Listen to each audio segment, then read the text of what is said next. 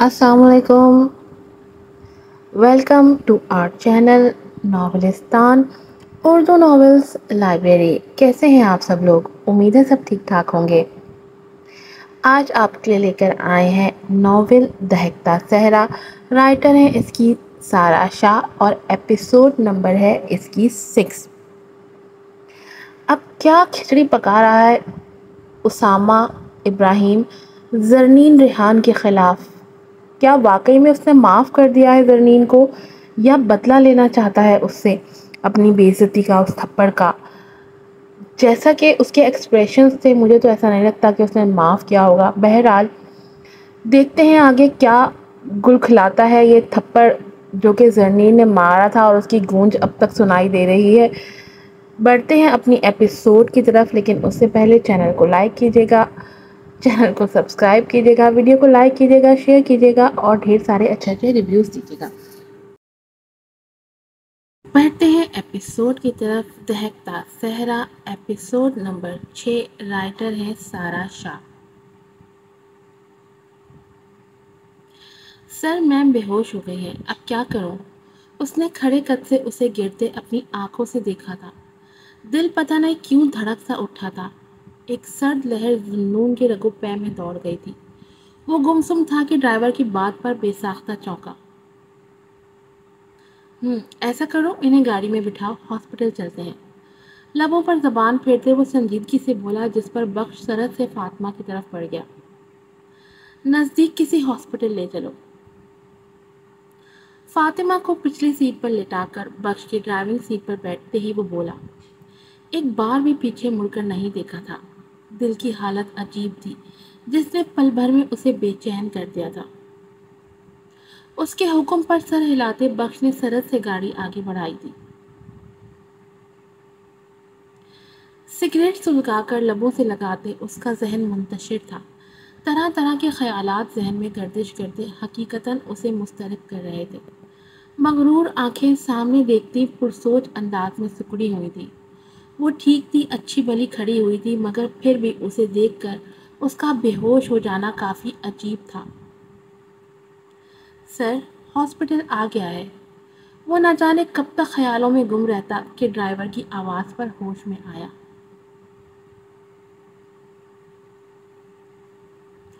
हाँ, ओके, तुम ऐसा करो, इन्हें अंदर ले जाओ, एडमिट करवाओ, सारे बिल क्लियर करके 20 मिनट में वापस आओ।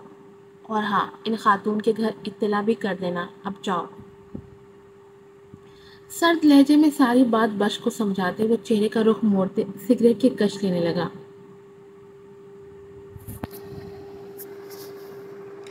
वार्ड बॉय और नर्स की मदद से बख्श उसे अंदर ले जा चुका था। जुन्नून की पुरसोच नजरों ने दाखिली दरवाजे तक उनका पीछा किया था। ना जाने क्यों उसके जाते ही उसे लग रहा था जैसे उसका दिल खाली हो गया हो। इश्तियाल की एक लहर उठी थी जिसने पल में उसका चेहरा सुर्ख कर दिया था। बेचैनी हद से सबा थी। जब जब उसे बेबसी महसूस हुई थी, उसके गुस्से का ग्राफ बुलंद हो जाता था और पिछले कुछ सालों में उसने जब्त करना छोड़ दिया था। ऐसी सूरत में उसका गुस्सा सबके लिए कहर साबित होता था। ऐसी हालत में हमेशा वो अपना नुकसान करता था। लेकिन अब आज इस वक्त गाड़ी में बैठे बैठे उसे फिर से डिप्रेशन का दौरा पड़ा था, और इससे पहले वो किसी आतिश फिशां की तरह फटता सामने से बख्श आता दिखाई दिया।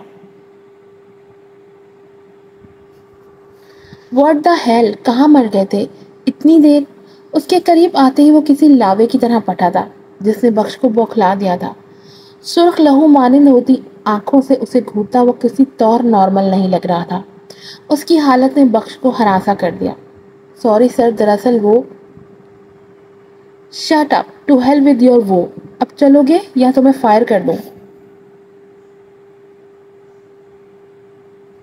उसने मिनमिना कर वजाहत करना चाहिए, मगर वो बेदर्दी से उसकी बात काट गया। लहजा आग बरसा रहा था। उसके सर लहजे में दी गई धमकी पर वो दहल कर फौरन अंदर बैठा और गाड़ी स्टार्ट कर दी। थोड़ी देर बाद गाड़ी फर्राटे भरती वहां से निकली थी। जबड़े कसकर उसने खून आशान नजरों से बैक मिरर में हॉस्पिटल की बिल्डिंग को घूरा था। आज اسی لڑکی کی وجہ سے اس نے اپنا آپا کھویا تھا اور یہ سب جنون کو آگ لگا رہا تھا۔ آج اسامہ کی گئی نوازش زری کو عجیب سے احساس سے دوچار کر گئی تھی۔ اس دن تو لگ رہا تھا جیسے مار ڈالے گا، مگر آج تو ایسے مہربان ہو رہا تھا جیسے وہ اس کا رشتہ دار ہو۔ اس کی سیاہ آنکھوں کی تپش اب بھی اسے اپنے چہرے پر محسوس ہو رہی تھی۔ کچھ تو عجیب تھا جس نے اس کا دل دہلا دیا تھا۔ لہجہ کچھ اور کہہ رہا تھا اور اس کی آنکھیں کوئی اور کہانی بیان کر رہی تھی، مگر یہ تو طے تھا یہ سب زری کے لیے نیا تھا اور کافی ڈراؤنا بھی۔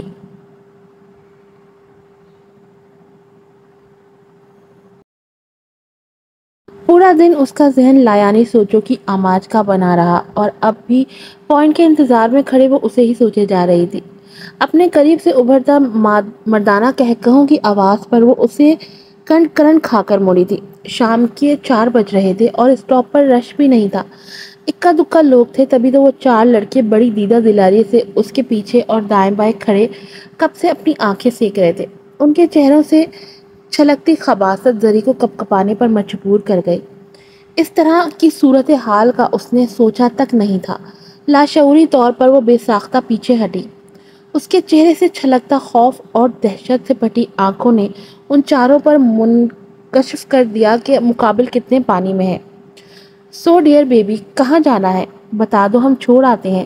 ان میں سے ایک بڑی جرأت سے قدم آگے بڑھاتا عامیانہ لہجے میں بولتا زری مزید خوفزدہ کر گیا۔ بھوری آنکھیں بے ساختہ نم ہوئی تھی۔ کہیں نہیں جانا، آپ مجھے جانے دیں، جی کڑا کر کے لڑکھڑاتے لہجے میں بولتی وہ ان چاروں کو قہقہا لگانے پر مجبور کر گئی۔ ان کے قہقہے نے مزید اسے ہراساں کر دیا۔ کتنے ہی آنسو بیمول ہوتے اس کے گالوں پر بہہ آئے۔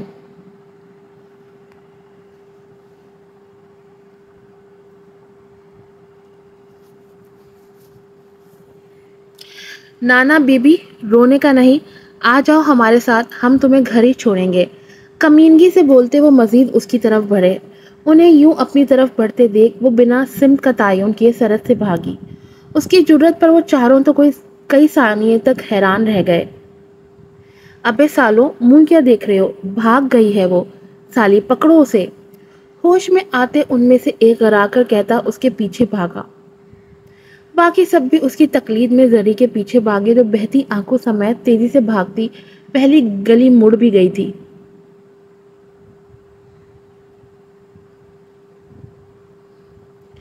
آنکھوں میں چھائی دھند نے منظر بے شک دھندلا کر دیا تھا، مگر اپنی عزت بچانے کی خاطر اسے بھاگنا تھا۔ دل کی دھڑکن حد سے سوا تھی، ایسا لگ رہا تھا جیسے ابھی بند ہو جائے گی۔ آنکھیں پوچھتے اس نے بے ساختہ پیچھے مڑ کر دیکھا اور یہیں پہ اس کا پاؤں مڑا، جس پر وہ منہ کے بل گرتی چلی گئی۔ فضا میں ایک تیز نسوانی چیخ اور گاڑی کے ٹائروں کی چڑچڑاہٹ ابھری تھی اور پھر فضا ساکت ہو گئی۔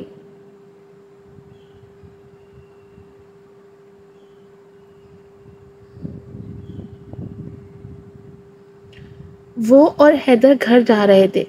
پہلے حیدر کو ڈراپ کرنا تھا اور پھر گھر جانا تھا۔ ڈرائیونگ اسامہ کر رہا تھا۔ میں صبح سے تم سے کچھ پوچھنا چاہتا ہوں، اب اگر آپ چاہیں تو کیا میں کچھ عرض کر سکتا ہوں؟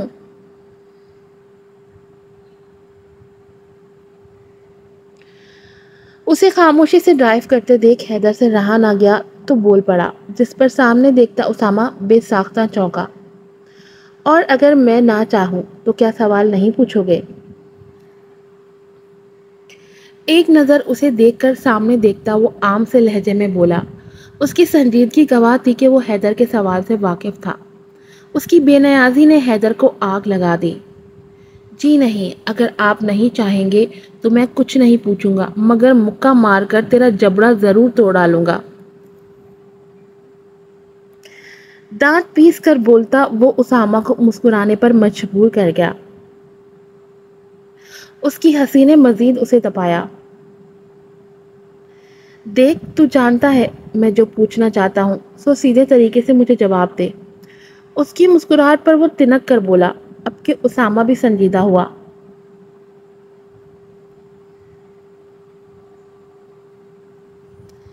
دیکھ، میں ایک بار بتا چکا ہوں، بار بار دہراؤں گا نہیں، ایک ہی بار اپنے دماغ میں فٹ کر لینا۔ پہلی بات، وہ مجھ سے معافی مانگ رہی تھی، سو میں نے بھی بول دیا، جاؤ معاف کیا۔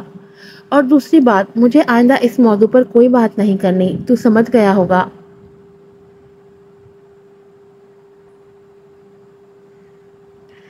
سامنے دیکھتا وہ سرد لہجے میں بولتا، حیدر کی زبان تالو سے چپکا گیا۔ تو نے صرف بولا اسامہ۔ کافی دیر اس کا چہرہ دیکھنے کے بعد وہ دھیمے سے بولتا اسامہ کو ساکت کر گیا۔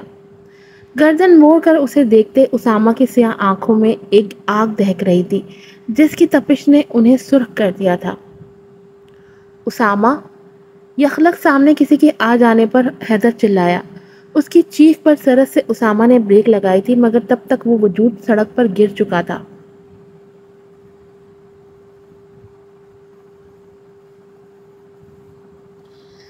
جھٹکے سے کار کا دروازہ کھولتے وہ باہر نکلا۔ وہ سرت سے اس کی طرف بڑھا جو نیچے پڑی کر رہی تھی۔ اس کی بھوری شال دیکھتے ہی وہ پہچان گیا تھا کہ مقابل کون ہے۔ وہ جلدی اس کی مدد کے لیے جھکا۔ کسی کو اپنے سامنے بیٹھتے محسوس کرتے زری نے اپنا سر اٹھایا۔ بھیگی آنکھیں، کپکپاتے لب، بے ترتیب دوپٹہ اور خون آلود ہتھیلیاں۔ اس کی مخذول حالت نے پر اس نے لب بھیج کر سامنے دیکھا جہاں وہ چار لڑکے ڈٹائی سے کھڑے سارا منظر دیکھ رہے تھے۔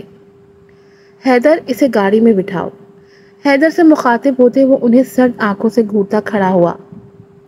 اس کی بات پر حیدر سرت سے اس کی طرف بڑھا جو کھڑا ہونے کی کوشش میں بری طرح لڑکھڑائی تھی۔ میں چلی جاؤں گی۔ حیدر کو گاڑی کی طرف بڑھتے دیکھ وہ منمنائی۔ اس کی دھیمی آواز پر اسامہ بل کھا کر پلٹا۔ شٹ اپ، جسٹ سٹ ان دا کار۔ کسی درندے کی مانند گھراتا وہ زری کو دہشت زدہ کر گیا جبکہ اس کی جنونی حالت نے حیدر کو حیران کر دیا تھا۔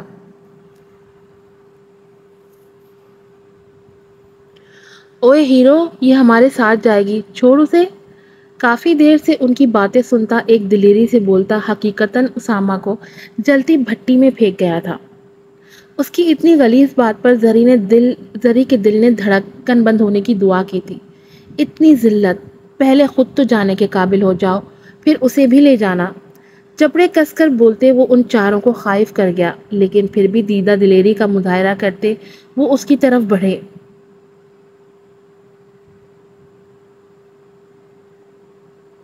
مگر اس کے بھاری ہاتھوں کے مکے تھپڑوں کا سامنا نہیں کر پائے۔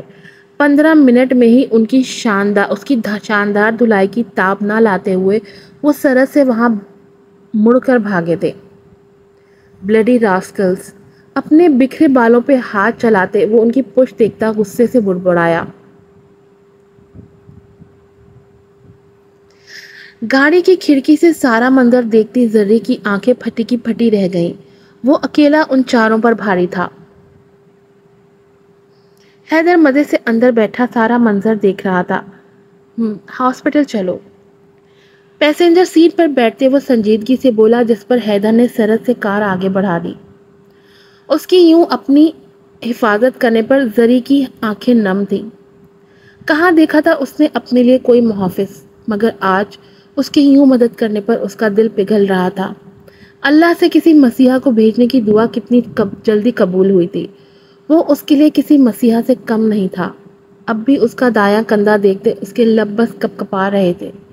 کچھ کہنے کی ہمت ہو ہی نہیں رہی تھی۔ بھوری آنکھیں سمندر لٹاتی، کبھی اس کے ابل دیکھتی، کبھی اس کا کندھا، یہ ابل کیا ہوتا ہے، اور کبھی وہ مضبوط ہاتھ جنہوں نے اس کی حفاظت کی تھی۔ گھٹنوں اور ہتھیلیوں سے اٹھتا درد کہیں غائب ہو چکا تھا۔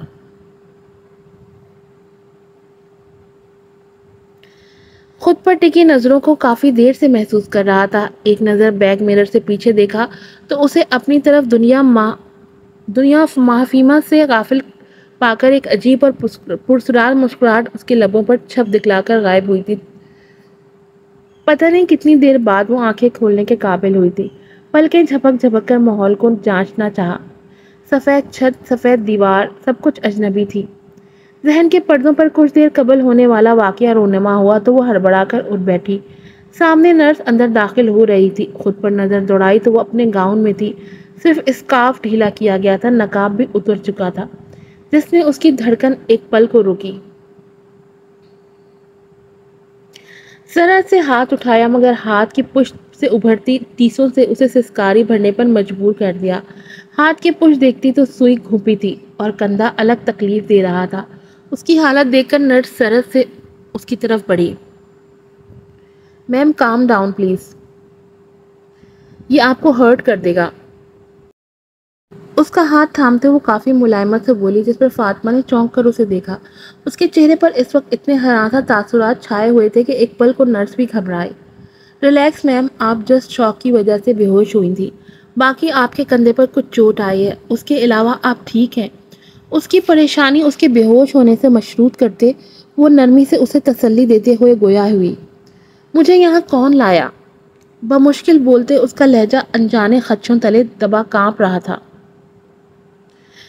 جی ایک صاحب آپ کو یہاں لائے تھے، پیمنٹ کر کے وہ جا چکے ہیں۔ آپ کے فون سے آپ کے گھر اطلاع دے دی گئی ہے، ایک بڑی بھی باہر آئی بیٹھی ہیں، میں انہیں اندر بھیجتی ہوں، آپ ریلیکس رہیں۔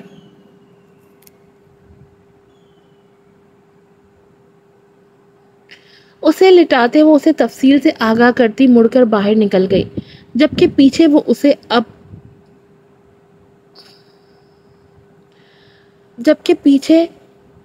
یا اللہ کیا لکھا ہے یہ، وہ سکتے میں آ گئی تھی کہ وہ جا چکا تھا، تو کیا وہ اسے پہچان نہیں پایا؟ یکلخت دل سے کوئی پہاڑ سرکا تھا۔ آنکھوں میں آج برسوں بعد اسے پھر سے دیکھ کر اذیت جاگی تھی، دل میں ناقابل برداشت ٹیسیں اٹھی تھی، کتنے ہی آنسو اس کی آنکھوں سے بہتے بے مول ہو گئے۔ بوا کو اندر داخل ہوتے دیکھ وہ سرحد سے اٹھ بیٹھی، نیڈل کھینچ کر اتارتے وہ تیزی سے بیڈ سے اترتی ان کے سینے سے لگ گئی۔ اس کے اتنے شدید ری ایکشن پر وہ حیران رہ گئی۔ فاطمہ میرے بچے، وہ لوٹ آیا بوا، وہ لوٹ آیا۔ اس کے ہچکیاں لیتے وجود کو دیکھتے وہ پریشانی سے بولی ہی تھی کہ وہ ہذیانی انداز میں بولتی انہیں ساکت کر گئی۔